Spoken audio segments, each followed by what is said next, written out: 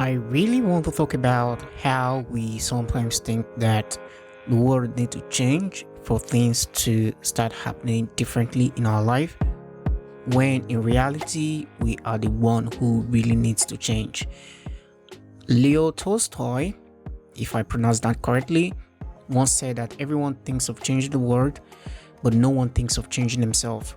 We are often in this trap of thinking that, oh, we need to change the world, we need to make impact, we need to make the world a better place. And we have these ideas that are floating in our mind of thinking, oh, I should be doing this, I should be making podcasts, I should be talking about things that can actually impact humanity. Whereas if we look inside our own life, we are in a mess. Life is treating us badly that we are so much concerned in making the world a better place, then our own life is just being shattered and in chaos. Okay, now these thoughts are coming because I just had a deep reflection on my own life, and I discovered that sometimes this thing that Leo Tolstoy just said, or I just found out, is really true. I have a lot of things, or you have a lot of things that you want to achieve in your life. Internally, if you look inward, a lot of pieces. And sometimes you are tempted to also want to help people get out of the same problem. But we haven't on our own dealt with that situation in ways that we can actually come out and say, oh, I've tested this out and this is the result. My life is better now because I tried this. But sometimes just in the midst of us trying to find a solution for ourselves, we are also tempted to also share. Now, we understand, being an educationist, we often have this idea that when you teach, you understand better. But in reality, if you should take that single statement and just live off your life by just teaching what you think you're discovering, you find out that you are not really implementing, you're only sharing the light.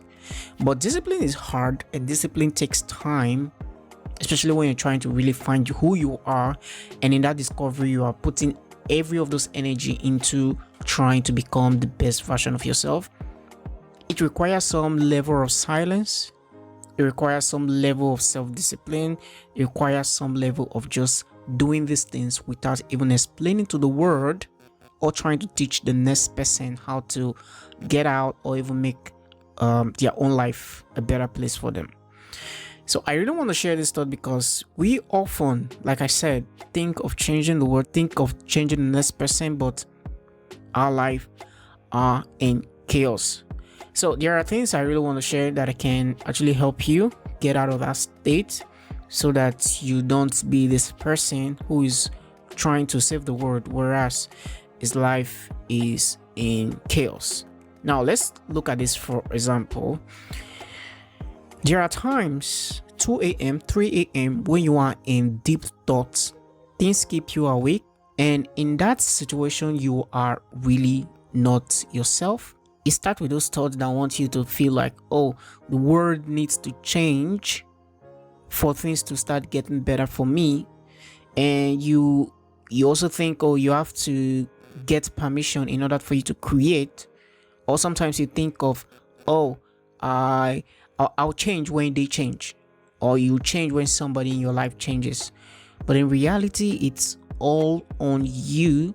Whether the world changes or not, whether the world is fair or not, whether the government changes or not, your life is completely yours. Now, sometimes when you make this decision, you're going to wake up tomorrow morning and things may not really change. Everything will still look the same. But the internal mind, your internal structure, should I use the word structure? No, your internal mindset have changed.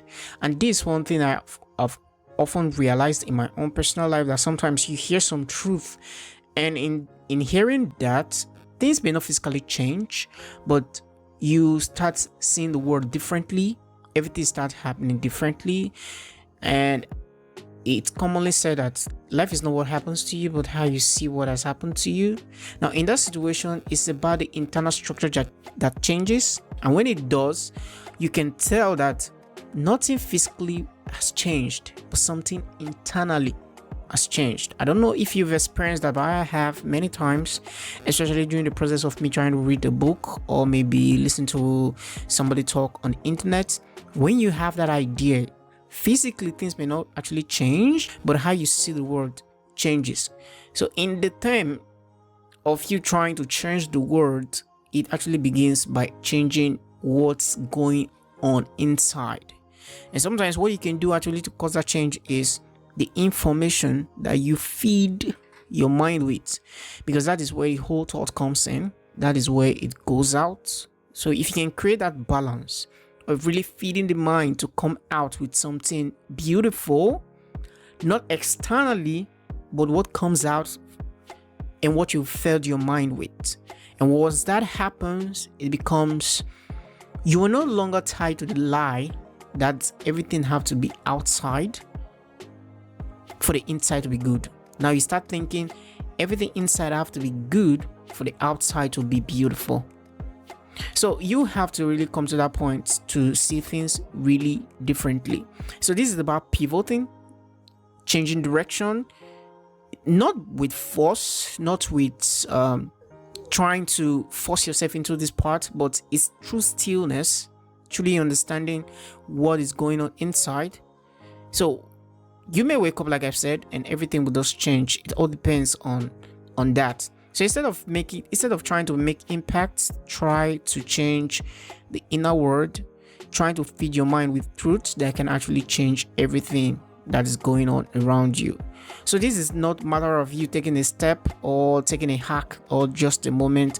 I really want to speak to your soul at this moment, and I want to share some stuff that can help you see things differently. Okay, number one is the mirror. Okay, stand in front of the mirror. Okay, not to fix your hair or to comb your hair or not to wear some mask on your face, but simply just to ask yourself, what am I refusing to see? Because sometimes we're all seeing the world out there, but there is something inside, a blind spot that we refuse to see. There is something that we just need to change inside of us that's going to make the greatest impacts about everything that we do. So we have to focus on those things that we are refusing to see. If it is fear, name it, give it the name. If it's laziness, call it by the right name. If it's the story you've been telling yourself to stay small, tell yourself, say it out loud and just echo it. Hear yourself saying it, because sometimes, 90% of the time, if you are to be asked what is holding you back, you can tell precisely that is the person standing in front of the mirror. And that's yourself. So you already know these things. Nobody's coming to tell you. Like I said, this is me trying to really make you think differently. So the second thing is actually to bury them. So you have to write that fear or write that thing that is holding you back, write it on a piece of paper and burn it and bury the ashes. Okay. Now, this is not a ritual. This is not a theater ritual that you have to do. This is a symbolic death. In order for something to grow, it needs to die. If you plant a seed, before the seed will have to grow, first it will need to die. So this is a symbolic practice. Okay. Then the third one is to whisper every morning before the word spread or the word speaks or the words whatever. Just ask yourself this: what will the future me do today? I once listened to somebody who said that the future that we're all craving for of yesterday is the today. 10 years ago, we all dreamt of today, and today is the 10 years of yesterday. All gone. Years passed without you even noticing it at all. So you have to do the small version of that thing that your future self will have to do. One line, one email, one breath of courage. And the fourth thing that you can do is to release. Forgive yourself. Forgive yesterday version of yourself. You have to really look critically, because this state can actually put you into the thought of, oh, I've lived a bad life, I've done bad things, and those things are what has now defined me. It's easy to fall into those traps, but you see that those past, they actually lived according to the knowledge that you had at that time, and now you know better, and now you have to live better. So you don't have to drag yourself down into your yesterday's cups. Okay, you don't need to kill yourself. Just let her rest. She's gone, he's gone, you've buried that past, and now it's time to take charge. Okay, so these are not tasks, they are inner migration from who you were to who you can become. Remember, I talked about that this is a reflection, and as Leo Tolstoy pointed out, it's not about changing the world, because it is in changing that version of yourself that you can actually have the greatest impact in the world. And if all you can do is to live a life that is worth remembering, or a life that can serve as inspiration for others to change, if that's all you can do, then you've actually done enough. I don't want you to start dreaming of the big clients, or you start thinking of how to build these audiences, or you start thinking of how to live this life. I want you to take everything for in case of life. Instead of waiting for you to choose, instead of waiting for the life to choose you, you have to choose yourself again and again. And for the audience, instead of waiting for the audience to start following the metrics of likes and all that, you have to finally say what you are here on the internet to say. Just voice yourself out. So you don't have to wait for your dream clients to come. You just have to start charging the amount that you think you're worth until the client that matches your vibe or matches the amount that you want comes along. So this you have to do quietly, you have to go fiercely, and you have to do it without announcement. And this is critical, because remember, I started out by saying that most of us, we want to change the world, then we forget that we have to change ourselves. So change yourself, not for applause, not for validation, but because your soul that you've been neglecting is the only revolution that ever mattered. Okay, it's not about making some great grand mission thing, it's about really changing yourself.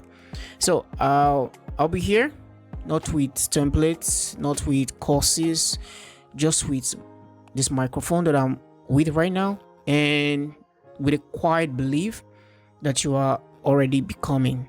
And so this is me just announcing the new me. It's gonna be me, this mic, and just telling you things.